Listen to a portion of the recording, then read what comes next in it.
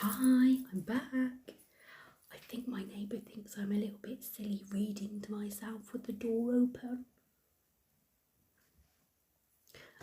And year 5-6s, you know how we've been telling you that you need to be careful what you put online and it'll be out there forever for everybody to see. Didn't think that one through, did I? Never mind. Here's chapter 6.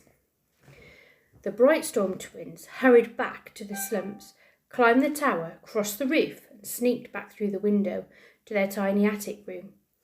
Parthena flew up to the exposed roof beams. A loud growl came from Arthur's stomach. "Come on! The Beggins will be snoring away still. Let's raid the kitchen. I'm starting to feel hollow, and poor Parthena looks half-starved." Parthena gave a sharp screech. "Shh! Parthena, you'll have to be quiet here. We can't risk them finding you." In the larder, the only food left on the work surface was a lump of hard cheese, a crust of stale bread, and half a boiled egg. Great, if it wasn't bad enough scrabbling around in their leftovers. There has to be an egg, Arthur said. Morty patted his arm. "Well, we don't want your tongue swelling like a ship's balloon, so you can't talk," she paused. "On second thoughts." He pushed her shoulder jokingly. "I'll have the cheese. It should be fine if I cut off the mould." He opened the tap, then searched the cupboard for a clean cup, while waiting for the pouring water to become less rusty brown. A spider scurried into the corner as Arthur took out a cracked cup. He couldn't help but imagine himself, Maudie and Dad back home in the drawing room with honey tea, buttery crumpets, and sweet berry jam.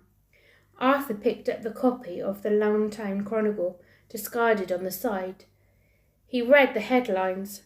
"Pelt of vicious third continent wolf makes a record amount at auction. Blarthington drops out of bid for South Polaris after sky ship fire. Labour urgently needed in southern pitch mines due to unprecedented demand." He tucked it under his arm, then they climbed the creaking stairs to the attic room. Arthur threw the newspaper onto his bed and pressed his shoulder to the wall to undo his jacket fastenings. He wriggled free. What if Dad survived, Maud? "Arthur, we've spoken about this. We don't even have a sovereign to feed ourselves properly, let alone go looking for him." Parthena flew down from the roof and landed on the Longtown Chronicle. She cocked her head and screeched at Arthur. "Parthena, you must be quiet." Maudie took the crust from her pocket and gave half to Arthur with the old cheese. They nibbled in silence, feeding bits of bread to Parthena. Arthur stroked her pure white feathers. Her beady eyes were so sharp and knowing. "If only you could talk," he said. "He promised to come back," Maud said sadly. Arthur sat beside her. "He would have tried anything to get back to us." He wanted so much to put two arms around her and hug her, the way Dad used to envelope them both like a huge bear. "I just feel so useless without him," she said. "Like I knew who I was. But now—" "Dad told us Mum was the best engineer in Longtown. Do you remember?" Maudie nodded. Arthur smiled. "You'll be a great engineer too. I mean, who makes an iron arm at 11 years old?" Maudie arched her eyebrow, her mood lifting. "I was still 10, actually. And I'll make you a more powerful arm one day, with fingers that move with a twitch of your shoulder, so you don't have to even manipulate them into place with your other hand. And it'll bend at the elbow when you shrug," Dad said. Quick as a gust of wind, her face saddened again. "It was as though every trace of who we are has been wiped away.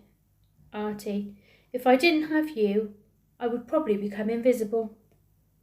Arthur took the length of red ribbon from the floor. "Remember what you started telling me almost as soon as you could put a sentence together?" She looked at him. "You said it didn't matter that I had one arm. Together we could do anything. We're Brightstorms." Dad had to fight to be an explorer, the first ever in our family. He travelled all the way to the volcanic isles, through the worst storm the North had ever seen. But no matter how hopeless it became, he said there was a bright light he held inside, his determination to never give up. Against all odds, he made it and discovered new islands and amazing rare moth. So wear Brightstorms, the name he chose for himself and for us. Arthur held out the ribbon. You're Maudie Brightstorm, and one day you'll be proud to say it again. Parthena screeched and hopped up and down. And you, Parthena, the last 3 Brightstorms against the world. Parthena scuffed at the paper with her talons. Arthur looked at the print at Parthena's feet. He picked up the newspaper, and a bolt of excitement rushed through him. A smile spread across his lips. What is it? He read aloud. Individuals wanted for treacherous journey to South Polaris. Small wages, certain danger, shared reward and recognition if successful. Evaluations Monday.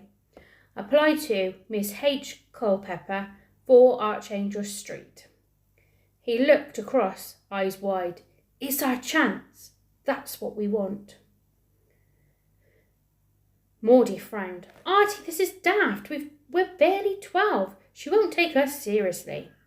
I read about her in the Lonsdale Chronicle, the youngest explorer to captain a skyship to the second continent. Not at 12. But we'd just be part of the crew with our engineering skills and well, I'm not bad in the kitchen now, and every ship needs a cook to help. Maud still looked doubtful. Come on, we at least have to try, he said. But Monday is tomorrow. Then we'd better think up of a good excuse for the morning. He's still listening. Have fun. See ya.